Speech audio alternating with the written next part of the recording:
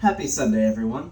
As my closest disciples know, the ecological apocalypse is coming, and today's sermon is about the people who will be doing the difficult and dangerous work of saving us from the coming apocalypse and guaranteeing a future for natural selection's children. That's God's children, by the way, for those of you who are still using the old word.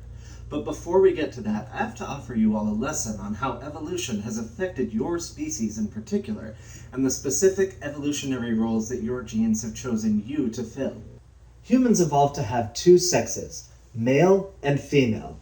Lately, a meme has spread through your culture emphasizing that there are more options than just male or female, and it's true that a small fraction of a percent of the population has a genetic or developmental disorder where their sex chromosomes aren't simply XX or XY, or where their sex organs, hormones, and/or brain structure don't match their chromosomes. But for the vast majority of the population, this is completely irrelevant. Nearly all of you are either male or female, and your genes built you differently because of that. Men tend to be bigger, faster, and physically stronger than women, while women are built to bear most of the burden of childbearing and tend to develop better social skills. Men also face more risks than women. The average man in the US dies about 5 years younger than the average woman. More than 90% of workplace fatalities are male, nearly all combat fatalities are male, and over 3/4 of homicide victims are male. Those numbers are similar in the rest of the world. There's not a single country on Earth, anywhere, where the average man outlives the average woman. And that's been the case for as long as humans have kept reliable data on the subject. It's even true for most other species of mammals that males die younger than females. Why is that? There are two major evolutionary forces that have shaped your species into what it is today: natural selection and genetic diversity. Both of them are about equally important, but very, very different. Natural selection removes weaknesses from the population as the least capable and adaptable members are removed from the population, and it rewards the most capable and adaptable with survival and reproduction so they can pass on their superior genes and make the next generation better than the one before. But genetic diversity is also important within a species as it helps that species adapt to changes in its environment and defend against new threats. Genetic diversity is also important within an ecosystem as it allows different organisms to specialize in harvesting different resources, increasing the total amount of life that an ecosystem can support. In mammals, males tend to face the brunt of natural selection, while females carry most of the burden of maintaining genetic diversity. Females typically only carry one mate's children at a time, while a particularly lucky male may impregnate multiple females at once. This makes males more expendable because it only takes one male to impregnate enough females to create another generation of the species, while it takes many females to create enough offspring to maintain a stable population size. So males will tend to take more risks, either as loners who try to survive on their own to make them stronger so they have a better chance of attracting a mate, or as leaders who put themselves at risk to protect the pack or herd and keep the females safe. Because females need to be kept safer to maintain the size of their population, it makes more sense for them to bear the responsibility of maintaining genetic diversity by reproducing at least once to pass on their genes, while males bear the responsibility of natural selection and must compete for survival and to attract mates. One of the main consequences of these separate evolutionary sex roles is that males evolve to become stronger and faster to compensate for having to face more danger, while females evolve to become more social and more likely to stick with herds and packs for their safety. These evolutionary sex roles have been reinforced through millions of years of evolution, and they still play a huge part in modern society. I mentioned earlier that most workplace fatalities are male, mostly because men tend to work more difficult, dangerous jobs than women. And this is where evolutionary sex differences have an effect on our ability to stop the coming apocalypse, because a lot of the work that's needed to save our world is extremely difficult and dangerous, and those jobs typically have overwhelmingly male workforces. Consider the jobs that will be needed to solve climate change and wildlife loss. We'll need to build new renewable power plants to replace the carbon-guzzling fossil fuels we currently rely on.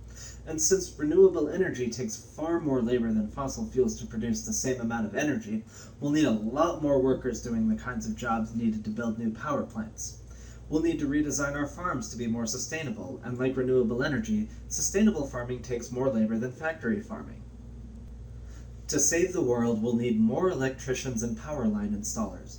Electrical work and power line installation are considerably more dangerous and physically demanding than the average job, and 97% of electricians and 99% of power line installers are men. We'll need more construction workers to build new power plants. Construction workers are 97% male, and the construction industry has the fourth highest on-the-job death rate of any industry.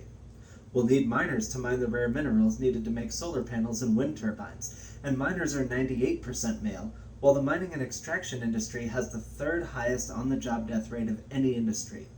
We'll need manufacturing jobs to make the solar panel and wind turbine parts, and while manufacturing overall is not one of the most dangerous industries, the kinds of heavy manufacturing jobs needed to produce power plant parts are more dangerous and physically demanding, and those jobs tend to have anywhere from 80% male workers in metalworking to 97% male workers for machinists. We'll need more water treatment plant operators to remove pollution from our rivers and lakes, which are the most at-risk part of our ecosystem, and wastewater treatment plant workers are 95% male. We'll need more farmers to run sustainable farms. Agriculture has the highest on-the-job death rate of any industry, and more than 3/4 of agricultural workers are male. Most of the women who work in agriculture do relatively easy jobs with very little risk of injury or death, like sorting and grading produce, while the most difficult, dangerous jobs, like handling large livestock, logging, and heavy landscaping work, are done almost exclusively by men. Even when it comes to less physical but more mentally demanding work, women are less likely than men to go into complicated fields that play a role in solving climate change. Environmental scientists and geoscientists are 70% male. Chemists and material scientists are 65% male.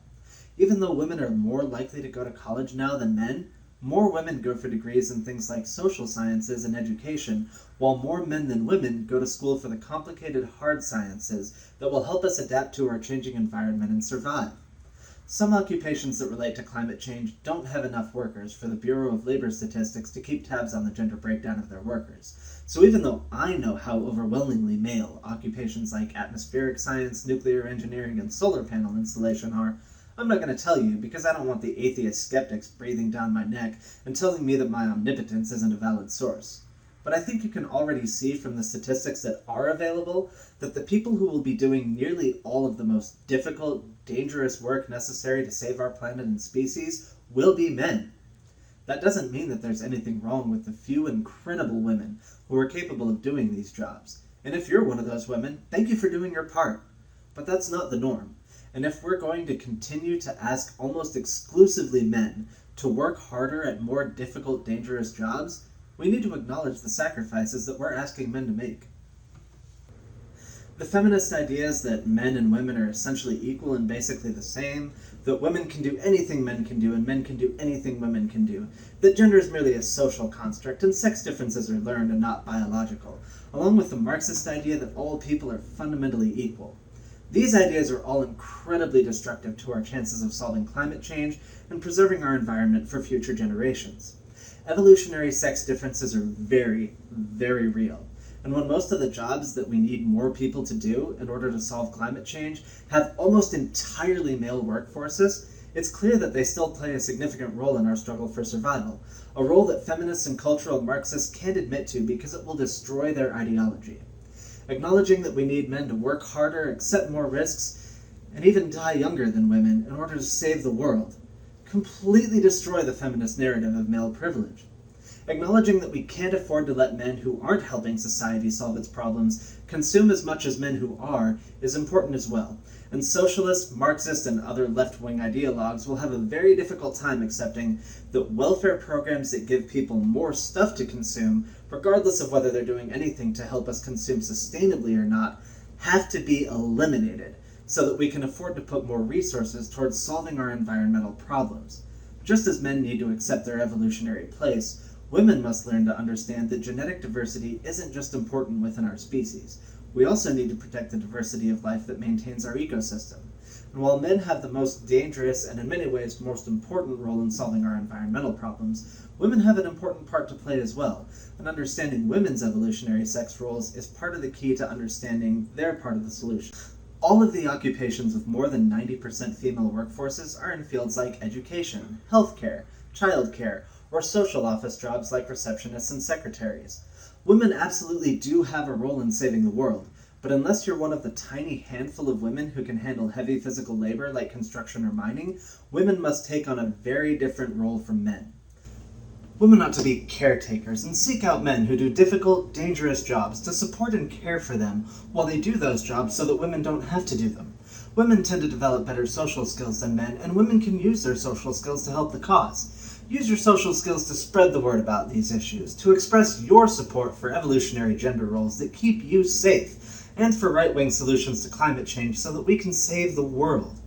Organize social gatherings to discuss these ideas and to share my sermons with your friends, and to recognize and respect men who make sacrifices for the greater good. If you're one of these women, you will face difficulties and dangers as well, such as social challenges from feminists who don't want to acknowledge that there are real, significant sex-based differences between men and women that affect the types of work that most men and women are good at, and from socialists and communists who want to believe that we can save everyone from everything and provide for everyone, even though that gets in the way of natural selection's plans for us and causes us to consume too much and destroy our ecosystem. Use the strengths that evolution gave you to overcome these obstacles, just as you expect men to use the strengths that evolution gave us to overcome the obstacles of climate change and wildlife loss, and natural selection will bless you and reward you with the survival of your genes. Amen.